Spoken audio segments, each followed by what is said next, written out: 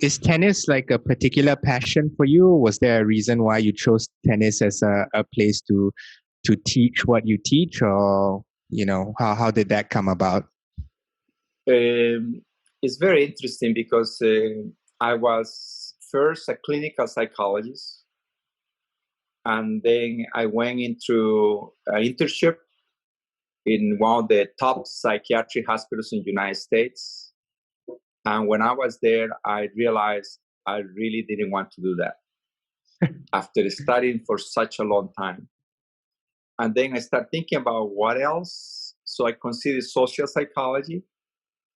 And then when I went to change, something happened, and at the end I couldn't do it because the credits they didn't want to validate many of my credits. I said it's like starting all over again. So I took a time off to think about it, and then I found a job traveling all over the world. Southeast Asia, Latin America, Central America, went to India a few times. So that was great. Then I was in the Philippines once in this work, and I noticed I was gaining weight. I always have been an athlete. I played soccer all my life, and I said, I need to exercise. I cannot continue to do this. So I checked, and there was a swimming pool. I don't like swimming because the chlorine. Then gyms, I don't enjoy going to the gym. So I saw a tennis court, and I was just a beginner. I said, I like tennis. So I rented a racket, and I asked the coach over there to hit with me every day in the afternoon after work in the evening. So I was having a lot of fun. I was sweating a lot. So I thought, this is the way to go. I will repeat this wherever I go, right? And then I went to pay. I was like 1/3 of my wages, my salary per month. It was a lot of money because I was in an expensive hotel in the Philippines, and it was very expensive. So I thought, I cannot do that. Well, it happens that I went back to the States, and my boss said, you need to go back. There is a hurricane in the Philippines, and you need to go and help over there. So I went back and thinking what to do. The hurricane was far away from my hotel, but so I talked to the guy that gave me the lesson. I told him, what if I give a presentation in stress management? Because I was reading a lot about that. And then you don't charge me. The presentation to your customers. He said, who are you? I say, well, I have 2 master's degrees. I just need to have a dissertation for my PhD. From where? From University of Costa Rica, the first master, second master, University of Kansas. He said, really? Say, okay, we can do that. To make the story really short, he put all kinds of advertisements. I went to the presentation for 1 hour, from 7 to 8 in the evening on Saturday. And it was midnight. I still talking to some guy that followed me all the way to the hotel because I didn't have dinner. Wow. And they asked me so many questions about tennis, about this. And I thought, wow, particularly tennis. They were tennis players. And some of them I could answer, others I didn't have a clue. So I started reading every single book about the psychology of tennis. I have plenty of time to read because I traveled so much. I read everything, and then I did it again. At this time, I have a lot of answers. And then the group was bigger and bigger and bigger. And I started doing that all over the world. At one point, like 2 years later, in Guatemala, there was a stadium with about 5,000 people, including the Olympians that were ready to go to the Olympics. And then after that, I quit the job, and I knew exactly what to do. So I specialized on tennis. Oh, that's amazing. So it's a weird story, but yeah, but it's also a great story because sometimes, I mean, it sounds like you found it by accident, but you also found something you really enjoyed. So it really worked out for you in the end. Well, what I have learned after doing a lot of research on how the mind works is that when you have the intention to look for something, even though you don't know exactly what it is, but you pursue that and pursue that, because I was constantly reading books, and that's what I end up reading a lot of books on stress management. Then somehow people will show up in your life that are conducive for you to find out what you're looking for. The key is to have that passion, that desire that you're gonna find it. And it doesn't matter it's a career, it doesn't matter it's a person to marry, it doesn't matter anything, but it will show up. And it's something that now, according to a lot of research, it demonstrated that we have that ability. In the old days, the name that was used for that was telepathy, that we can transfer information from one person to another. And now it's more sophisticated because with the use of computers and then testimonies and case research. Like for instance, a mom is at home, is cooking, and someone have this feeling that she needs to figure out where her son or daughter is at that moment. And she start calling everybody, she doesn't know where, and then she find out that at that moment, that son or that daughter have an accident. And that had been documented. Sometimes an accident, sometimes it's something good, okay? But we have that ability. And so when it comes to pursuing something, to look for something, look at how Sarah ended up figuring out that I could help her. It's really, because you go to Facebook, there's so much information, mass media. And she ended up, by pure coincidence, we call it coincidence. I don't believe in coincidence. Then she saw, what I published, and then she called me, contacted me, So yeah, that's fantastic. I'm curious about what you said, because does that mean we don't really need to have a particular passion for something? It's more to have the passion or intent of searching for something, so that will help you find what you're looking for. That's the key. Intention. Intentionality is extremely important. Many people don't understand this, and then as a consequences, until they have all the pieces of the puzzle, where to go and what to do, they go.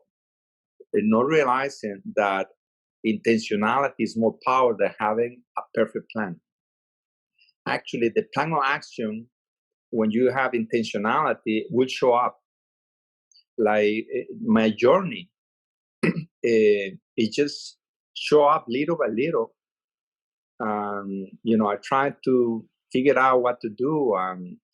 And at the beginning, for 8 years, after my graduation, I didn't have a single client. Can you believe that?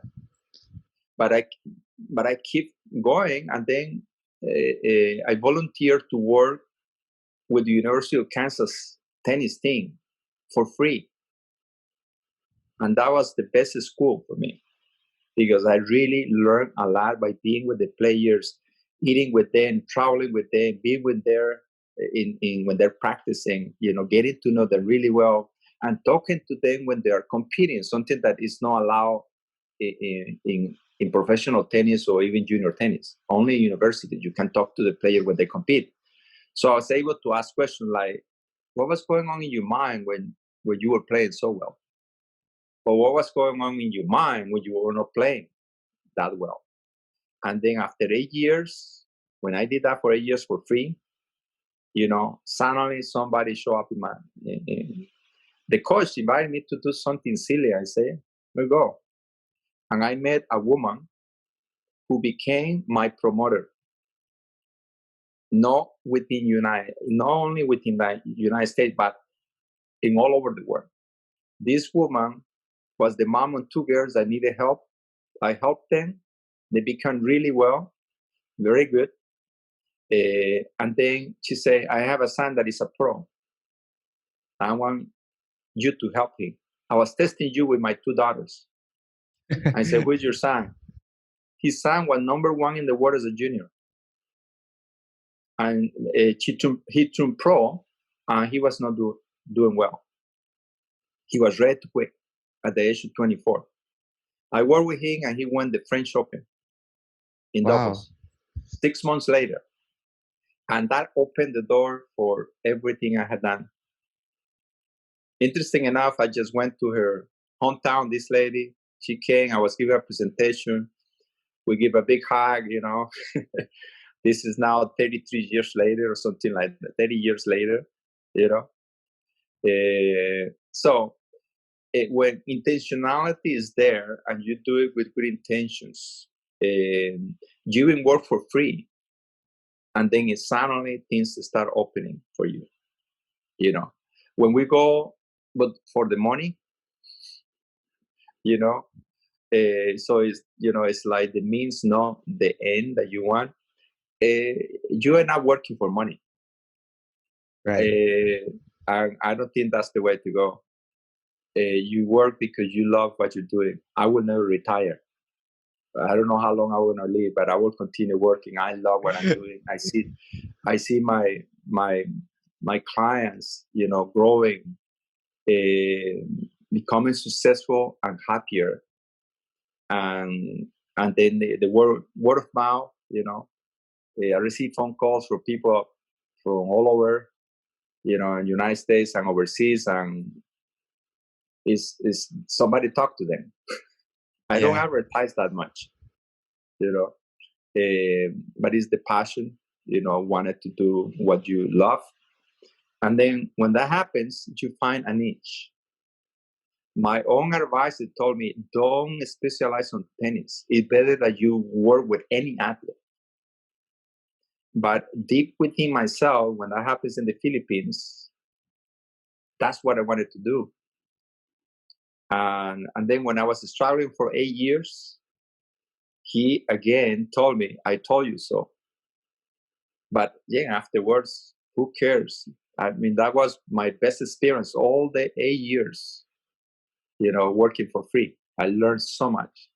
So that's an answer to that question. That's lovely. It's very, I mean, it sounds amazing that, you know, you found something you can do and it doesn't feel like work because you have no intention of retiring. Having said that, I want to move towards, you know, your work specifically. You know, you work with a lot of athletes, you know, to really prepare them, especially mentally, for many things, specifically in tennis. I'm curious, what does it mean to be mentally prepared for something? Yes, so it's a great question. You see, based on that intentionality, this is what happens. Let me give you an example. I talked to, I was in this tournament in Arizona. Right. Okay, at that time was an international tournament, and then I was just beginning. I have a table with one book. Now I have 3 books and all kinds of stuff. One book that I just finished. I have 3 cassette tapes. People don't know what cassette tapes are now. Okay, I do. There was nothing digital at that time. Okay, and then this girl comes and start asking me all kinds of questions. What is this? And then I answer, and I'm curious. It's a tiny girl, 9 years old, by herself.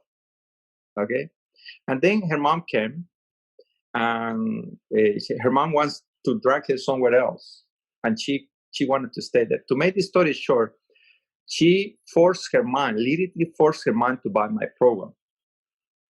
That it was not that expensive at that time. Okay, so she bought my program. Because she told her mom, I don't want Christmas presents. I don't want birthday present. This is what I need. So when she bought it, I asked her, so how often do you play tennis? She said, well, actually, I never have played tennis on any tennis courts. I play tennis only against the garage door in my house, against the door. And her mom said, yes, she drives us crazy with the noise she makes. But because they live in a mountain 2.5 hours from the nearest tennis court. Can you believe that this girl, even though she was not extremely talented, she was average. She finished 11 in the world. Wow. In the juniors? No, as a pro. Wow. And 7 in doubles. And one thing led to another. Her parents didn't have money for tennis. They were school teachers. Okay? And then a sponsor came, an amazing coach, a Spanish coach, excellent, smart, and offered a full scholarship in his academy in Phoenix. Okay? Eventually, he closed the academy just to travel with her all over the world when she turned pro. So what it takes, see, when a person have an intention of achieving something that is in their heart, even though they don't understand all the details of how to get there, as I mentioned before, circumstances, people that will be conducive for that person to move forward will show up. Okay?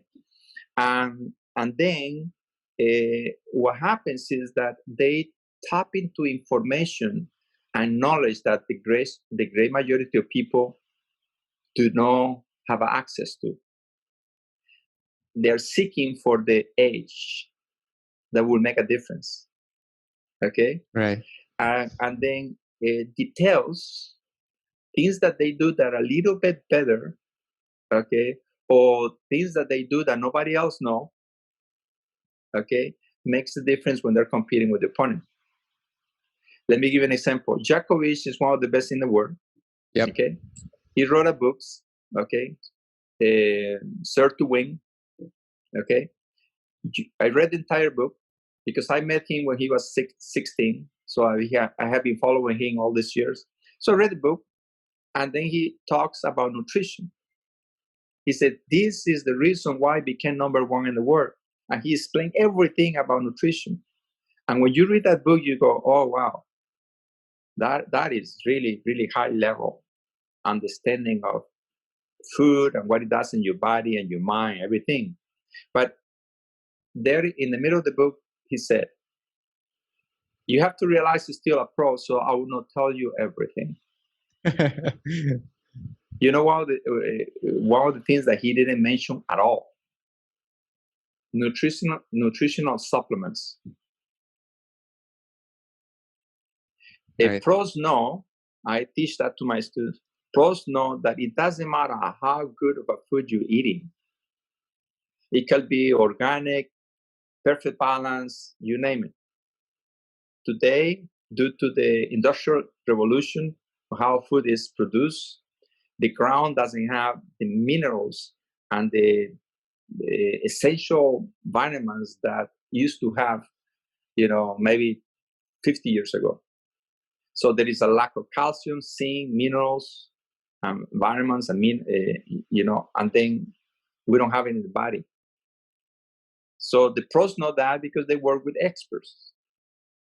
When I work, for instance, with a German player who was sponsored by Adidas, they asked me to go to Phoenix because that coach that coached the other girl was coaching this girl too. So I went there. So there was a nutritionist, expert, nutrition, not anybody, yet expert, with all kinds of knowledge. It was a physical trainer, specific for tennis, not just anybody, specific for tennis. Then they brought me, specialized on tennis, and then that coach, 4. And on top of that, one more, an expert on communication, how to give a speech after a loss, after winning, whatever. Because if they say the wrong things, that is a no-no for the sponsors. So they need to know how to communicate. And you notice they always say at the beginning, thank you to the sponsors, thank you for the tournament director, whatever. They know Right. the formula, right? So in that meeting, we coordinate efforts. And the nutritionist told me, we have a problem with her because she doesn't want to follow my guidelines. It's all mental. She's not eating the right kinds of food. You need to help me because it's very mental. So I help her, the nutritionist, So she will eat the right kinds of food. And for instance, she never ate fish. And it's important for the omega-3. Omega-3 is not good only for your body, but it's extremely important for the brain functioning. And she was deficient on that. And when there's deficiency on that, the player cannot concentrate as well, and they can easily lose, get frustrated easily. And it's connected to omega-3. Most people don't know that. And she needed big complex vitamins because it gives you energy, concentration, allows you to deal with the stress. She didn't have that in the food supply, so then supplements. And then here is the other thing. Now they don't take any supplements. They take the most sophisticated supplements that have been produced. Okay? What is that? Isotonics. You don't digest them. It's a powder mixed with water. You put it in. It goes into the system. In 5 minutes, it's already in the bloodstream. You don't digest it because the pills and all the stuff that people take, when they go to digestion, in digestion, about 60% is destroyed. And then what they get is only about 40% of what is in the label. Okay? So they know that. The pros know that. Like the Williams sisters, isotonics. Definitely Djokovic. For some reason, somebody talk about it on TV and say that Nadal, one of the best in the world, takes isotonics, and people wonder what that is. They never heard the term, So what happens is that when the intentionality is there, players start being connected with people that have information that the great majority do not have. And then these details will make the difference when they're competing with the opponent. As I mentioned before, this girl, her name is Megan Chanosy. She was not like an exceptional tennis player, and her gifts, natural gifts, they were not exceptional. She was normal. I would say normal. But when she put all this together, she was able to beat Venus Williams, who was number 1 in the world at that time, and finished 11 in the world. Okay, so what they work on, for instance, when we have problems, challenges in life, we mainly rely on what we have learned that is the way to go about it. In general, what is it? The general population. You figure out what the problem is. You look for alternatives to resolve the problem. You use reason. You use logic. I'm not sure that that's the answer to your problem. You go and look for advice. Okay, usually it's family members or friends. Okay, and then you go and do it. Okay, so isn't that true that that's what most people do? Right. Yes, it is. Okay, but look at this. When we are dealing with an issue, there is one part of the brain that has been totally programmed to think, to act, okay, in an automatic way. And even though we come up with a great idea, this automatic process in the brain that comes from the subconscious mind eventually overrides the intention of that person. Let me give you an example. Beginning of the year, I want to lose 30 pounds. How many people say something like that? Myself included, Dr. Jorge. Right. I mean, it's all over, right? And to do that, I need to stay away from sugars. I want to stop eating this food that is not good, that I know is not good, but I like it. And I need to stay away from that. I want to exercise, right? They come up with a rational, logical formula to achieve the goal. And observe what happens. This is science. Observe what happens when people actually do that.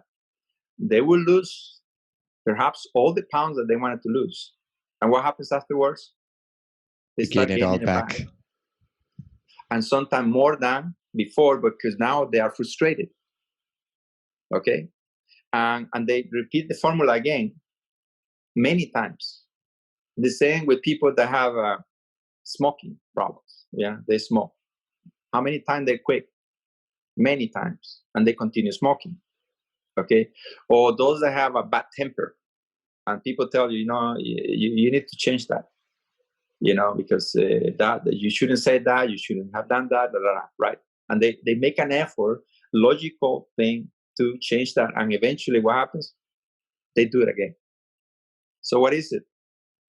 Now we know scientifically that that part of the brain called the subconscious mind control about 80 to 95% of our thoughts, behaviors, if it's an athlete performance, and emotions, self-talk, okay?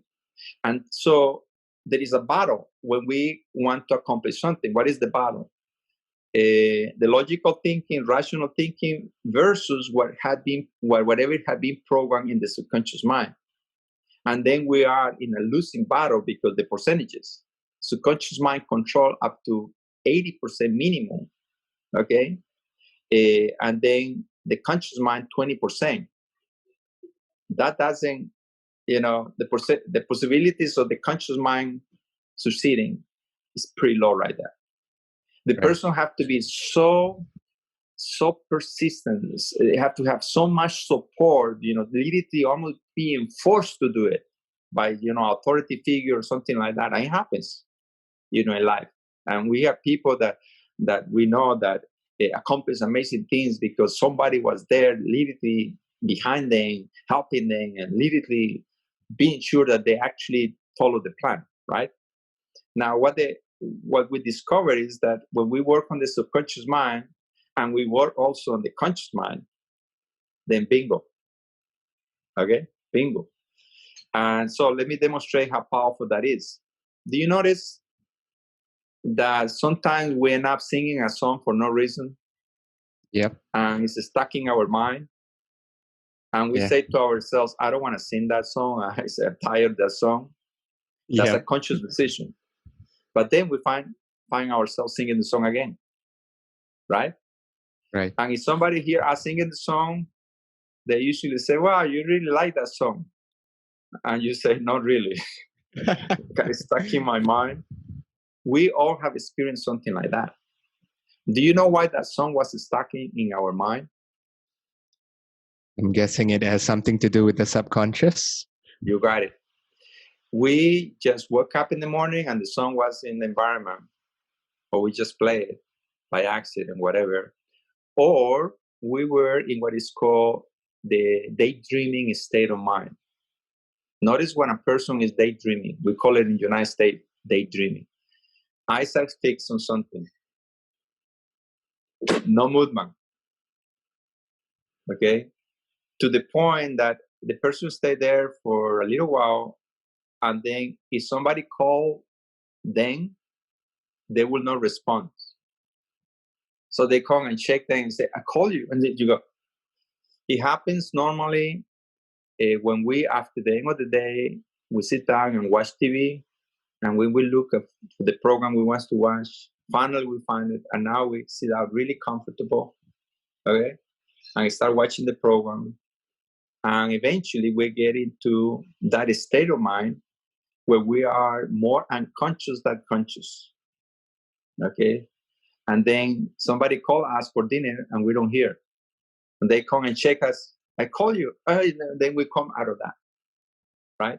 But normally happens like 3-4 times per day, okay, that we go into this sort of, daydreaming kind of phenomenon. We don't even realize that we are doing it sometimes, okay?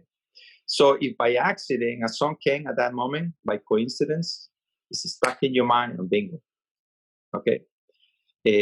Normally happens as soon as when we wake up in the morning, we are in a very unconscious state of mind still.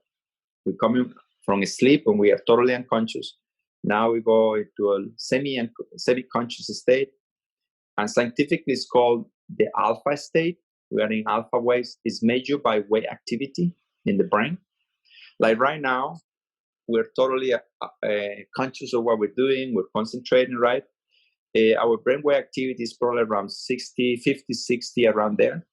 Okay, if we will be performing like in a physical activity, like a tennis player, you might go all the way to 100, and then when there is a stress, we might go all the way to 200. At that point, the reactivity is extremely fast.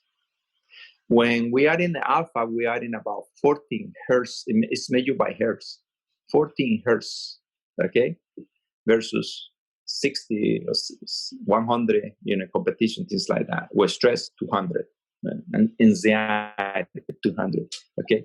So when that was discovered many years ago, actually, it was interesting how it was discovered. It was discovered simultaneously by somebody in the Marines, captain in the Marines in the United States. Notice, this is many years ago, they communicate with mirrors, with another, vessel, another boat, right, ship. And he noticed that the ones that were communicating with these mirrors, he have to replace them every 45 minutes or so because they start making mistakes. And when he started paying attention to them, they were there, sitting down or whatever, sending messages, and they look in that state like they're dreaming. And when this guy retired, he went and talked to a psychiatrist and asked him, what's going on? These are military people, well-trained, a lot of discipline. I found them not doing the job correctly when they are using these mirrors. So the psychiatrists go, wow, that's really interesting. So he did an experiment with mirrors and then with candles. He realized it was light, the stimulation of light into the eyes of the person. So he started using all kinds of things and discovered the light can change the brain activity. Let me give you a practical experience. Why fancy restaurants, at the entrance of the restaurant, they have a fireplace? I Why have they no put idea. candles? I guess Why they put I candles on the I table? would think it's just for ambience. Yes, that's what people think, but no. The fireplace, the flames, the candles, and the lighting is usually, a kind of dim, right? Yes. It's not that bright in fancy restaurants. And what kind of music they put in the background? Soft music. And you go there to eat, maybe in a hurry, you like the restaurant, and when you realize you're there an hour, and you keep asking for more and more, okay? They discover when a person is calm and relaxed, they will eat more than when they are in a hurry. What do they do at McDonald's? The opposite. Yes. Windows wide open, the colors are bright, okay? They don't have candles over there. It's noisy, okay? You see cars going fast, back and forth, and people come in and out, and in less than 7 minutes, if they sit down, they already finish the meal and they're out. People eat faster in McDonald's. And all that is what is by a phenomenon called mind entrainment. What is that? That our brain is, follow the patterns of light and sound that are stimulated into the eyes and the ears. If you go to a discotheque, this is the 70s, okay? They call it the psychedelic lights. The light that went on. Yep. Or you I'm go aware. to a casino. You notice that people in casinos is 3 o'clock in the morning. It doesn't matter how old the person is, and is still putting money and playing over there. How they make a person stay away for such a long time? Stimulation and light and sound. Look at the lights. Look at the sounds around in the environment. And the person continues. In discotheques, the same thing. When I was a young person, I went to a discotheque after a final to celebrate that I finished, and I was exhausted because I had been going to bed really late. I was tired, and I went to discotheque when I realized it was with my friends. It was maybe 3 o'clock in the morning, full of energy. stimulation of light and sound. So Okay? how does the I'm curious. I don't mean to interrupt, but No. yeah, for light and sound, does that mean whenever we are trying to absorb something, the light and sound matters for us to retain what it is we're trying to absorb? Yes, because if we stimulate the brain with the right kind of patterns of light and sound, okay, and have to be part of, there's a lot of science behind. It's not just putting something that goes slowly. It's a whole process that goes, it's in the systems that are used for that, in which eventually the brain activity decreases dramatically to mimic the frequency of the light and frequency of sound.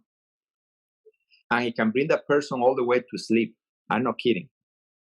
Like Sarah, my students will use these systems. They go to sleep in the middle of the day if they need to. Okay? When they do it at night, they go to sleep in a matter of 3 minutes. They're gone. They are in deepest sleep due to the light and sound stimulation. And so what happens? For instance, this is called mind entrainment. The brain simulates the stimulation. So a candle, the frequency of the candle, in terms of the stimulation for the brain, is alpha frequency. It's very slow.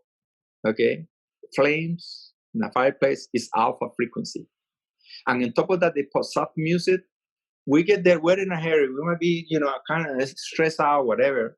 And then suddenly we feel really relaxed, and we, eat and we enjoy it, and it's that stimulation. Okay. Now, the system that I use, for instance, that I discovered, thanks God, many years ago.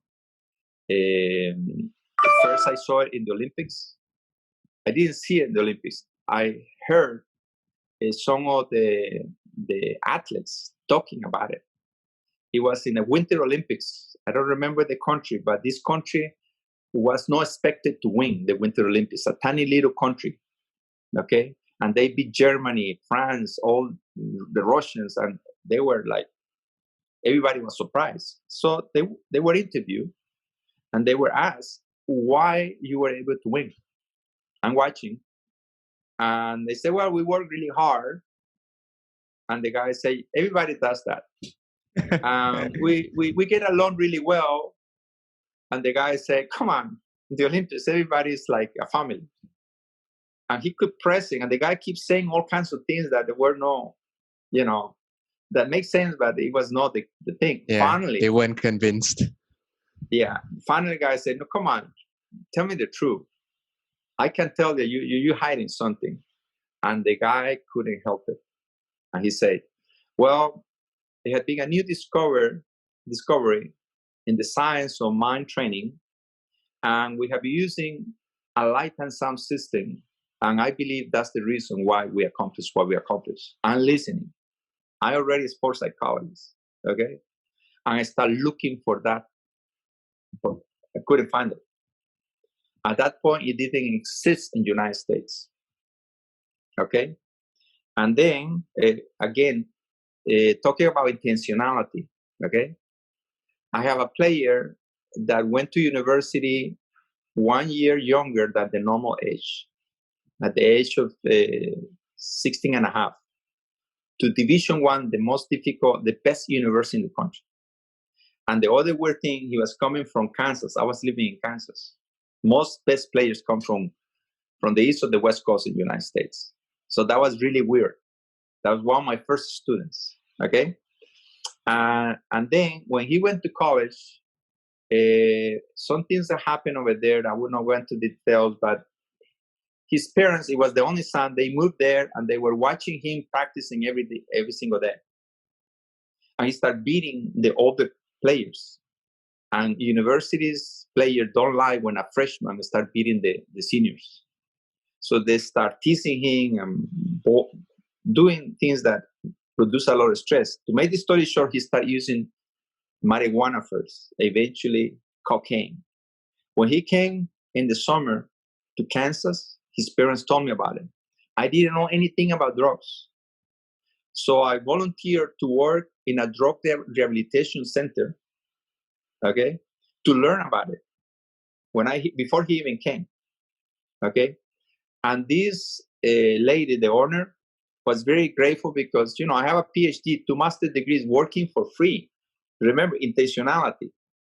She sent me to a very expensive seminar, okay. I went to the seminar, and one of the speakers said, we discovered an amazing technology that is helping us to reduce, or help people with the most difficult addictions, like cocaine, which is very addictive, okay, in like half the time that it takes when we do all the treatment that we do.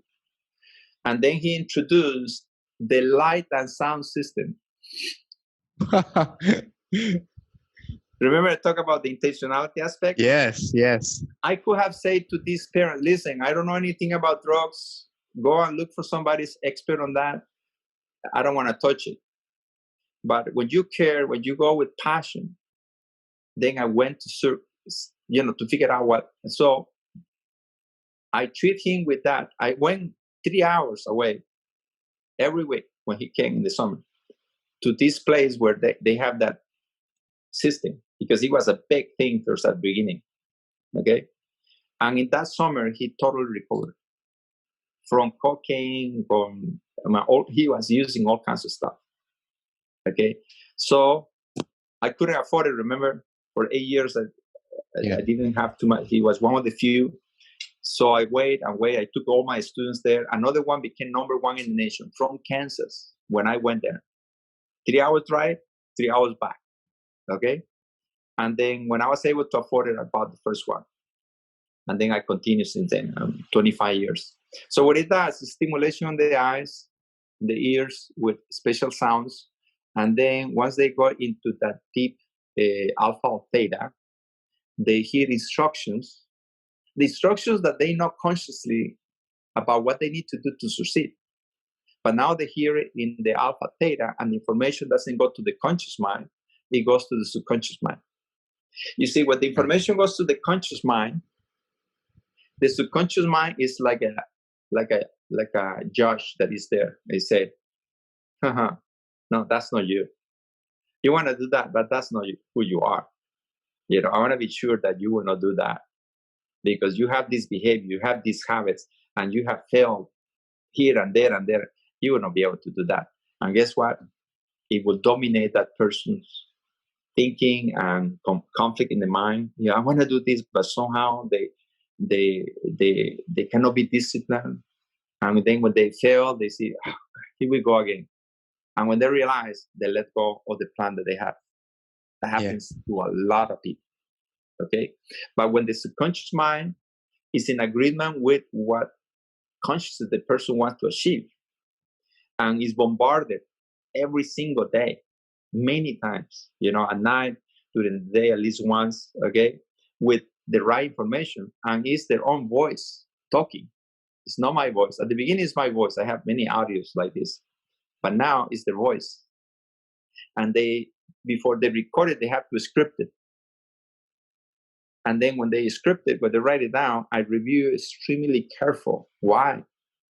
Because the subconscious mind will betray them literally, and they will write it with the wrong language. Let me give you an example. Yeah. Let's use the example of the losing weight, which is very common. The person will say, I want to lose 20 pounds this year. And to do that, I want to do this and that and that. How many people set up goals like that with that language? Many, I would say. The great majority. Is the wrong language. Why? First, I want. And the brain goes, okay, let's wait until that happens. Lose. What is the association in our mind with the word lose? Losing anything. It's very negative. Yeah. Lose a parent, lose the keys of the car, whatever. Very negative.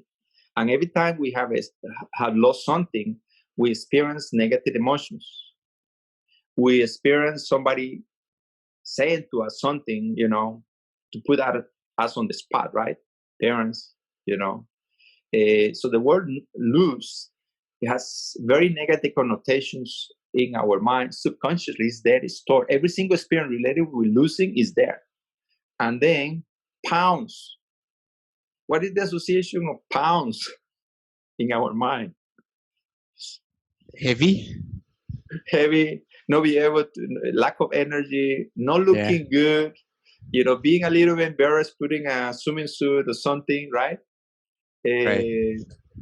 Being self-conscious, all kinds of negative connotations. So the language was triggering right away all kinds of stuff subconsciously.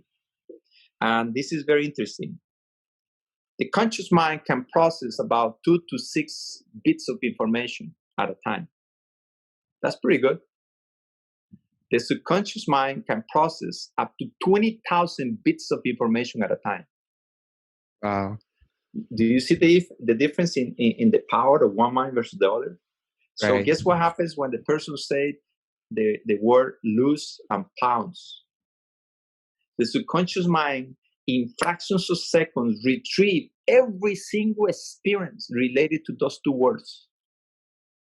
And when it retrieves that, it reinforces those experiences and make those experiences stronger. So when the person trying to accomplish that goal, that they repeating in their mind, I need to lose these 20 pounds, whatever, is reinforcing all those experiences. And now, even though they tried really hard, they find themselves not being able to do it. So and if they do it, yeah. if So they do using it, you know what happens? They end up gaining the way back. Okay. right. Due to this programming. Okay. So when I review the scripts, and even though I tell them the rule, there are certain rules, I'll tell you really quickly. Instead of I won, I say like it's already a reality that I am that person already. So I am in excellent physical shape. I have the energy of an athlete, top athlete. Okay. I'm extremely disciplined with what I put in my mouth. Okay. I do what allows me to be extremely healthy. Okay. You see, all that is in the present tense. Right. Okay. Yes. And when we say in the present tense, okay, that subconscious mind that is so fast produce short little videos of us doing that. And then when we reinforce that by listening in the alpha or theta state of mind, those little videos become extremely powerful and they start destroying the old programming because it's in the same part of the brain, subconscious mind, by doing it in the alpha or the theta. Sarah just sent me a picture last week, and she sent me a picture with the system that she uses before going to sleep, and she said, I still love it so much. She sent me the picture. Now, be aware of this. Our mind also being programmed to do what is familiar and what most people do. Because there is something in our mind that said, do not look different, do not act different than anybody else. You need to be, don't attract attention to yourself. Okay? So guess what happens? When somebody might hear something that nobody else heard, and they're the only ones, they feel weird. Like, why to do that? I know somebody that succeed in doing something and didn't do that. They find a way to justify not to do it. Many of my students, and I think Sarah, I have to have a series of talk with her. And then I point her at one point and said, listen, I'll send it to you. You don't have to pay for it. She said, oh, really? you know, and say, I'll send it to her. Okay. And then one broke down, and immediately she say, it broke down. And then I sent her another one immediately. It happens to my students when they do it, they discover that they have something that the opponents don't have. And guess what? They don't share that information with anybody. Wow. And I'm curious, how do we get a hold of? I mean, is this something that we can do without any machine or? It's something portable. It's very, very easy to use. You know, I have helped people with that are no athletes. You know, is it easy to find? Yeah, it's you don't find that in any magazines or anything like that, because again, it's very specialized stuff, right? I can pass you the information, you know. Sure. Yeah. Because what happens is that, let me give you an example. I went to a chiropractor here in Naples. Naples is a very beautiful city. A lot of CEOs of huge corporations retire here because that's why I live here, because it's just beautiful. Okay, the ocean, gardens everywhere on the streets, and everything really clean and low crime. Considered one of the best cities to live in the United States. Okay, so I went to the chiropractor, and this chiropractor came on vacation here, fell in love with the city, and decided to move here to open his practice here. And he was very famous in Canada. And then I go here and visit with him, and he asked me, what do you do? And I told him. He said, interesting. And then he said, can you give me a speech? Because being so famous, he created like a school, internship for chiropractors after graduation. He said, can you give me a speech to these guys? I want to have a meeting with them. There are going to be like 70 of them about what you do. So it will help them. So I went and explained what I'm sharing with you. And then right after he came and said, you need to tell me more about it. I want to do that. I say, you are really famous over here. You are famous in your country. What is your goal? He said, I want to go international. Because he discovered certain things that he wants to, he's very passionate. He wants to spread all over the world. And he said, I have worked on that and I have been able to do it. So based on your explanation, I have the intentionality, I have the passion, I have the knowledge. There is something here in my mind that is preventing me from doing that. I want to put it together. So he did it. 3 weeks later, he called me. This is crazy. I said, what happened? He sounds really excited. I got with my wife to a nice restaurant, you know, and then I'm going to the restroom, and I see a person sitting, a man sitting by himself. And for some reason, I usually don't talk to strangers. For some reason, I say hi to him. And then we talk a little bit. He was coming from overseas.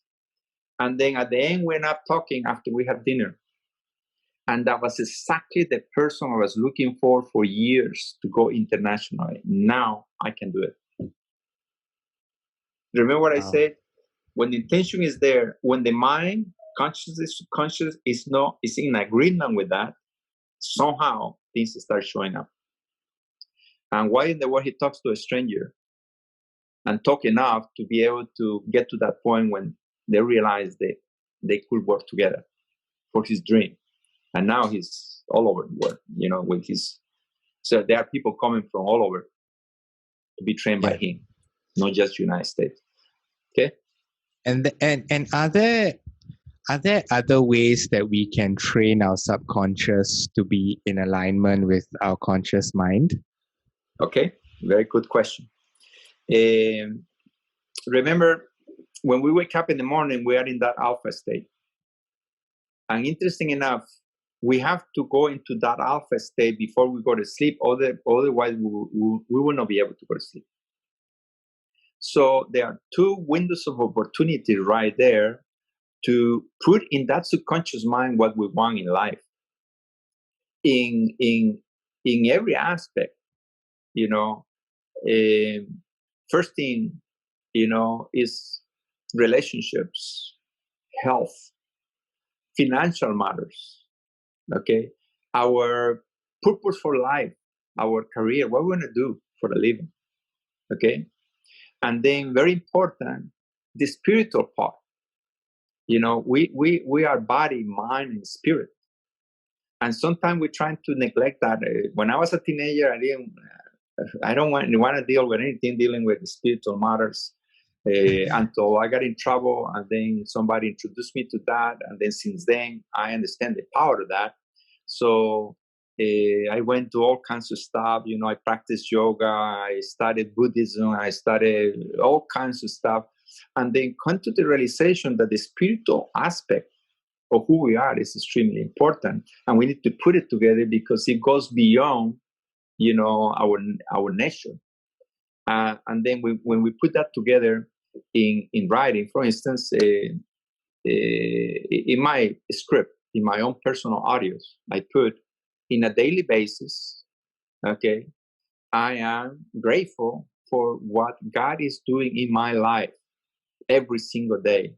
I sort of pay attention to what I'm receiving in my life and acknowledge that there is a God, and that God is providing me for these things that are happening. And then I go on and put more things, you know, put more things. I'm grateful for my health. I'm grateful, you know, gratitude is part of that spiritual mentality. When we are not grateful, we take for granted what we have. And that's a huge problem. Okay? Because when we take for granted for what we have, sometimes we don't take care of that. Relationships, economical things, we don't take care. When we acknowledge that there is something beyond our will and desire and effort that is, you know, providing that to us, then we are more grateful, and we take care of business, so to speak. So you wake up in the morning, and then you, ahead of time, you write down, okay, who you want to be in this world, in all those categories, okay? That you will be smart in the use of money, and you put it in the present tense. You avoid putting negative language. You use metaphors. Let me give you one. There is a person that just sent me one. He's a motivational speaker, okay? And he sent one in regard to the finances. He said, money flowed to me like water. And even when I am sleeping, my finances are increasing. I memorized that phrase because I thought it was so unique, using a metaphor, water, you know, because, you know, water flows. We open the faucet and it just flows, right? And it flows, money flows to me like that. And he does really well. Okay, economically. That's a great one. You know, then an athlete, a metaphor, talking about being fast, explosive, timing, concentration. Okay, so I am a hungry cheetah getting to every ball. That's a tennis player. That's a metaphor.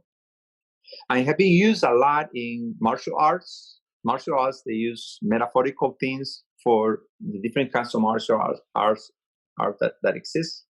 So metaphors triggers left, right part of the brain, and the emotional part of the brain. And consequently, the impact on us is more holistic.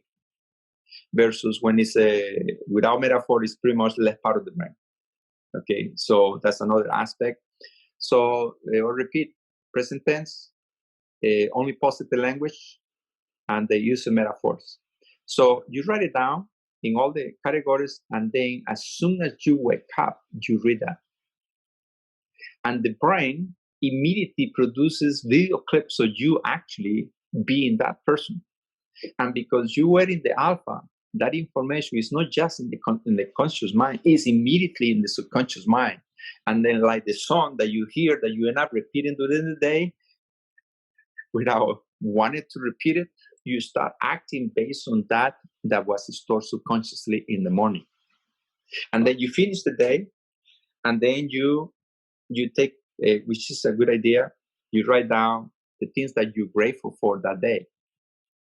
Or in your mind, you say, I'm so grateful for this, and for this, and for this, and for this, and for that. So then you go into that spiritual aspect and you say grateful, I am Christian, so I say, thank you, God, and that's good enough, grateful for all these things, and then you read again before going to sleep, when you are ready to turn on the light, when, you're ready to just put the head on the pillow, you read again, your script of who you want to be in all those categories. And then because it was the last thing you read, and you are already in that sort of alpha state because you're tired, all the stuff, you're ready to go to sleep, it goes again into that subconscious mind. And then you reinforce it again. Did it in the morning, and then at night before going to sleep. But here's something else. Every time you find yourself during the day doing something that is in agreement with what you have written, okay, you again say thank you. If you are, you use the spiritual aspect, thank you, and you acknowledge that there is something bigger than yourself allowing you to accomplish that. And thank you because you did it, because you have the will to do it, you have the discipline to do it. This is what is called in psychology, you reinforce it. The law here is like a law in psychology. Those things that are reinforced repeat and multiply. It creates momentum. It's almost like the exponential power that it created in us, instead of ignoring. Some people sometimes, and this unfortunately many people, they wait until they accomplish what they want to accomplish to be grateful and to be happy. No, it's what I call, you celebrate the little victories. And even though you're not there yet, let's say in the losing weight, somebody offered you a piece of cake, okay, and you like eating cake, but that's not the thing to eat. You want to lose those, be in great shape. You say, thank you very much. I really appreciate it. I love your gesture of offering me cake. I am in a process of getting in great shape. Obviously, I cannot eat now at this point cake, but I really appreciate it. Thank you so much. And then after you say, I did the right thing. And then you go, yes. That's a little reinforcement. You're reinforcing the little victories. That is no big thing in relationship to the big goal that you have, okay? But that is important. And you celebrate it before in the journey, okay? So celebrating the little victories in the journey before you actually get there reinforces, and it creates an impact in the brain emotionally. And then the chances of that being multiplied and reproduced increases dramatically versus waiting until you accomplish it. Okay, so now you create a simulated process where early in the morning when you are in that alpha, then during the day, okay, and then it's a good idea in the middle of the day, whenever you have a chance, okay, that you actually go into that alpha state. I'll tell you how to do it. It's Please. not that complicated. It's not that complicated, okay? But it's based on science, I learned part of this from a famous tennis player. His name was Arthur Ashe, a Black African American who was able to succeed at the time when Blacks didn't play tennis. So he won Wimbledon, he won the US Open, and then he happens to be one of my mentors. I met him every year for 3-4 years, every year, once a year. And then he contacted AIDS, and he knew he was about to die 6 months, the doctor told him. And when I talked to him 6 months before he died, he revealed what he never had mentioned to me before. Remember the secrets that athletes keep. And he revealed what he did in the changeover when he was competing. And I was like, I already know some of this stuff. I was like, wow, now I understand why he made it, right? And the very difficult circumstance. And so I'll share you what it is, okay? It's a lot of science, but it's so simple. But it takes dedication. You got to do it often, so you master. He was able to get into that alpha state that I mentioned before in 10 seconds. That's not easy. But he was doing it every day, every day, every day, and every time he was competing, he'd do it. So when you do it, it's like anything else: repetition, repetition, the right repetition. Then you master. He told me at the US Open, where they used to go airplanes about, he was doing that. He didn't hear the airplanes. They were really noisy because the airport is very close. He said, I didn't hear the airplanes when I was doing it. My concentration was such that I was able to block things from my mind that would be distracting. Okay. And that's one of the, he said, a building could collapse next to me, I will not hear it. Imagine that level of concentration. Because, so this is what it is. You sit or lay down and you put your body in a symmetrical position. That means whatever you have in the left part of the body, you put it in the right part of the body, the same position. The arms, the same position. If I lay down, I put my hand next to my body. You lay down in something that is very comfortable, because once you start, you don't move at all. No movement. Okay. He was famous for doing that. Everybody noticed it, but he never revealed it, because it was weird to see an athlete that is so active on the court sitting down and no movement at all. And then you close your eyes, and here is a little trick. You close your eyes, and when you close your eyes, you pretend that you're looking at the tip of your nose. That is called eye inversion. Scientifically proven, when you do that, your brain activity starts decreasing dramatically. Okay? And then you start taking deep breaths. Okay? And everybody knows the importance of that, to calm down, to reduce brain activity and the heartbeat and everything, to relax. But here's a trick. You know, I come up with this idea based on research and all kinds of stuff. When you're breathing in that air through the nose, you pretend that the air has a color, and exactly the color that you like. You like blue, the air has a blue color. And when you exhale through your mouth, all that air, and it has a color, and it's the color that you don't like. If it is red, the color of the air is red when you breathe out. If it is orange, whatever. So you focus on that color coming in and the other color coming out. You do that like 3-4 times, no movement, okay? And then from there, in your mind, travel to a vacation spot, a beautiful place where you have been before, that you enjoyed, okay? Select that very carefully, okay? And you experience everything again.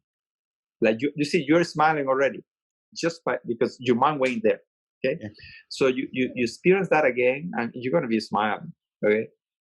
And you eat the food that you like, the people with you, you know, the hugs, the love, everything, emotions, you know, activities. You experience that, and you experience things that you create, okay? Like something a little bit crazy, but it's very creative. It's a lot of fun, okay? And then you create it. Like I have a player that said, I landed in that play in my own helicopter.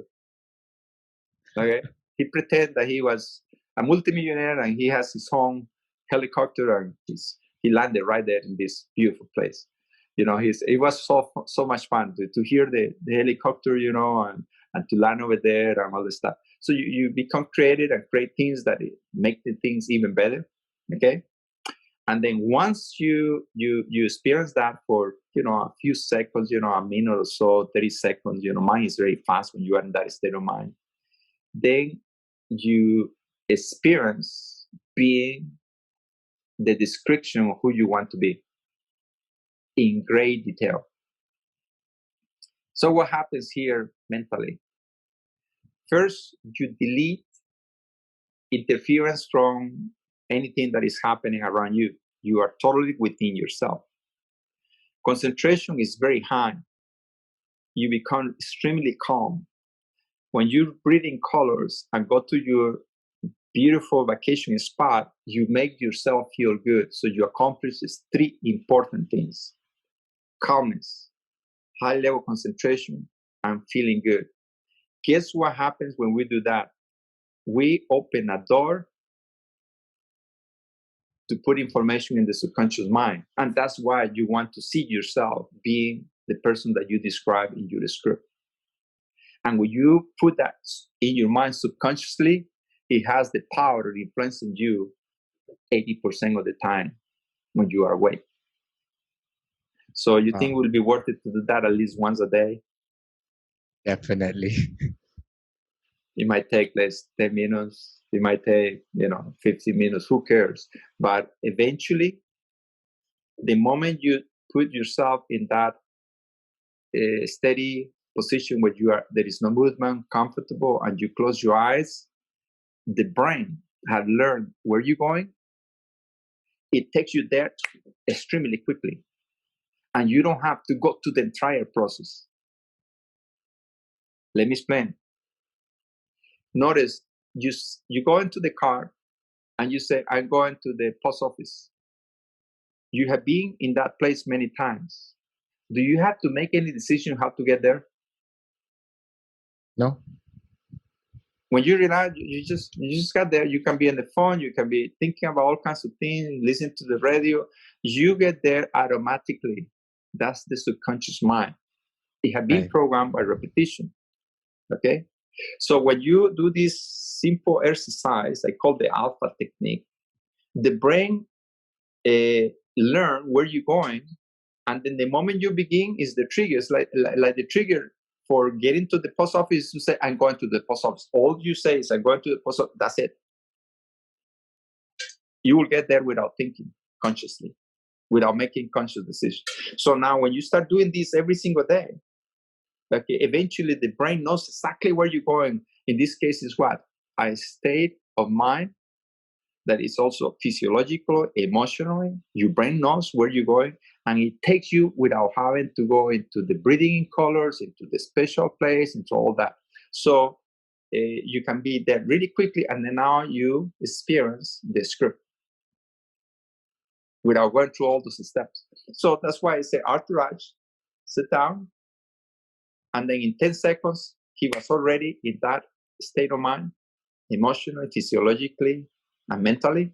And then he experienced play in the way he thought he needed to play, going back to the tennis court.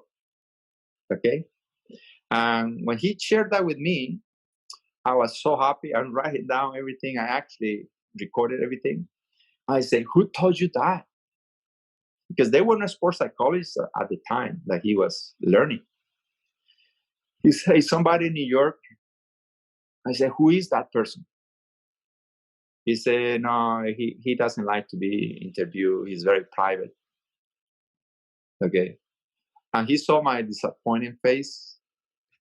He said, but I can tell you something. I said, what is it? The same thing he told me.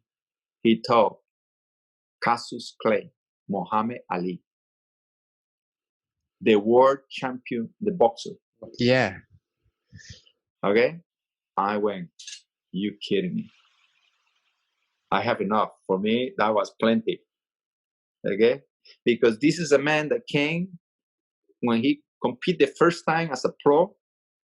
He screamed, he declared, I am the greatest. And the reporter who was nearby said, what do you mean you're the greatest? You never have accomplished anything. Is this the first professional fight? He didn't answer anything. He repeated 3 times, "I'm the greatest," and he said it even louder. He was the athlete of the century in the United States. Okay, and he accomplished amazing things. You think it's because he was strong and because he was training really hard? Yes, but he had this little secret that nobody had. So he knew he would make it. Okay, Wow. I hope this is helpful. That is so powerful.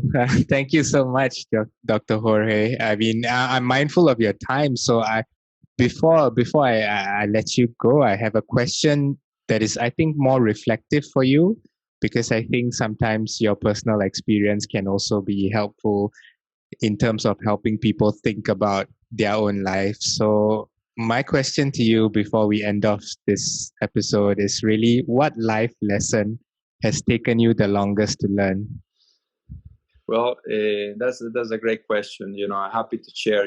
Because like Arthur Ashe, I don't need to have a death sentence to realize that in this world, the most important thing we can do is to share with others unconditionally.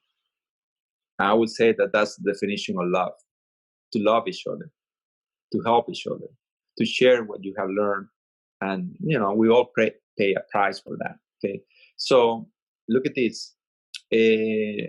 Remember, I mentioned that even with 2 master degrees, 1 PhD, I was not doing well. Actually, without going to details, it was painful. There was a period of time at the very beginning when I came to this country.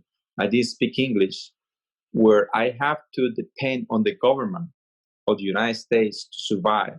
And they give me stamps to buy food for my wife and my first daughter.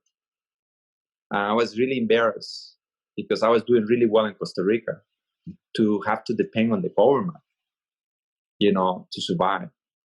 The first job that I did was washing dishes in a cafeteria because I didn't have to speak English. And they paid me $2.10 per hour. Wow. It's the lowest wage that you can get, at that time. And then I washed floors. I did all kinds of stuff,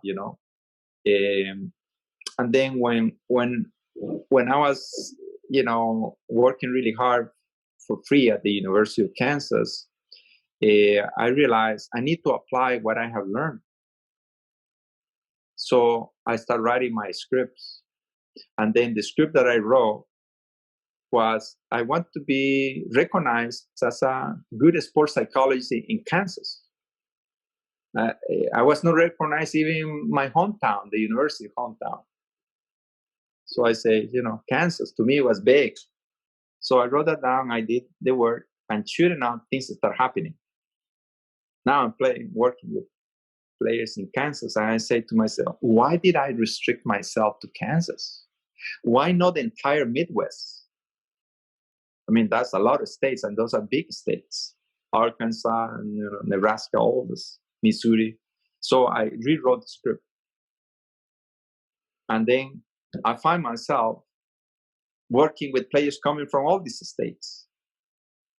And then again, I say, what in the world I restrict myself just to the Midwest? Why not the entire United States? It would be cool to go to New York, to go to San Francisco, So I rewrite the whole United States.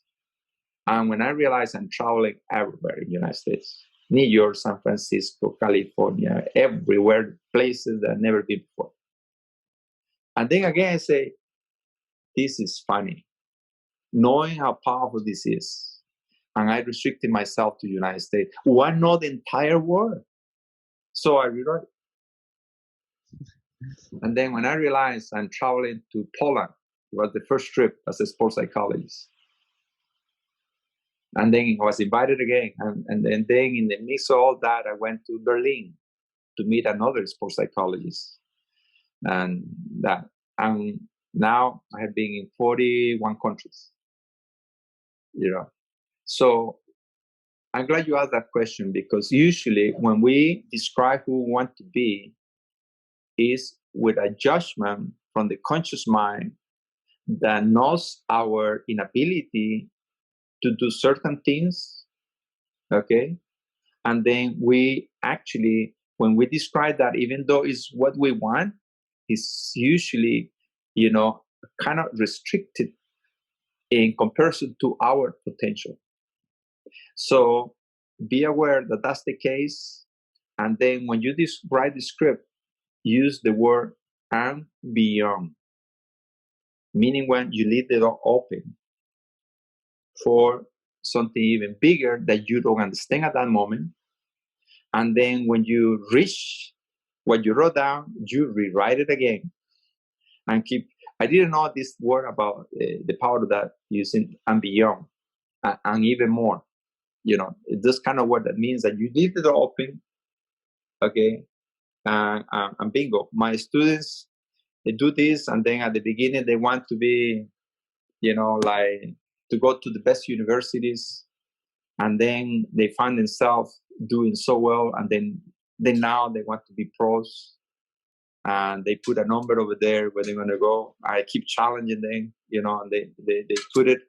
And when they reach the goal, they usually go, "I wish I had paid attention to what you said to me," and they rewrite it, and then they make it, but that's the nature of our mind. We restrict ourselves in our dreams and goals based on past experiences and the programming that took place. So you need to be a kind of challenge yourself in that respect, and then put even more than you can imagine that it would be possible, and you still put the word "beyond," and then do the work. Okay? Yeah, wow. That was so much wisdom shared today, Dr. Jorge. Thank you so much. I just want to leave with you just maybe telling us, how people can get in touch with you if they're interested in, finding more about what you do and maybe how you can help them. Sure. My email address is Valverde, spelled V as Victor, A as an apple, L as Louis, V as Victor, E as Edward, R as Robert, D as David, E as Edward, info, INFO, at AOL.com. That's the easiest way. In WhatsApp, we can communicate now. It's just amazing, right? And then with my phone number, 785-979-1264. I'll be happy to help. I love to help because, we need to know these things. We need to spread the word. I'm really grateful. Look at this. You think this is a coincidence that we're talking? Not after this conversation, no, because... No, they're not coincidence. I made up my mind that I would not hold him. I was holding back. That was a mistake. I was holding back from sharing with people that were not my students. Okay? Meaning people that were paying me. Okay? Because that's what everybody does. I say, how silly is that? In a world right now, particularly with the pandemic, in a world that needs wisdom. And what I have learned is through the grace of God and many people that were very nice to me. Oh, I have a list of people that were extremely nice to me, in my difficult times. One example, I wanted to buy my first house. I have some savings in my country, and the savings took forever to get here. By the time of closing, I didn't have the money. I went to school, and my advisor looked at me. Being a psychologist, he recognized something was going on with me. He said, "Jorge, you look kind of worried. What's going on?" I told him, "Guess what?" He said, "I have money in the bank. Let's go to the bank after the class. I'll give it to you, and when you receive the money, you pay me back." He gave me $10,000. No documents, nothing. Think about that. A professor, why he read me so well. So many people in my life, have contributed. So what I'm sharing is what is something that has been accumulated in a basket, but many people have put things on that basket. So it's not me, it's this, we are all one. And then, and send them back to what I receive from others. So it's not my thing. Otherwise, it will be an ego thing. You know, my style, you know, I'm so smart. So, you know, no. This is you know, coming from a lot of people, including my parents, you know, my 7 children, my 7 grandchildren that I have, you know, that fill my heart with love. Okay. That's awesome. And we are very grateful for that. Thank you so much, Dr. Jorge, for being on this podcast. And I hope to keep in touch with you. You're welcome. It's a pleasure. Okay. Thank you. Bye. God bless you.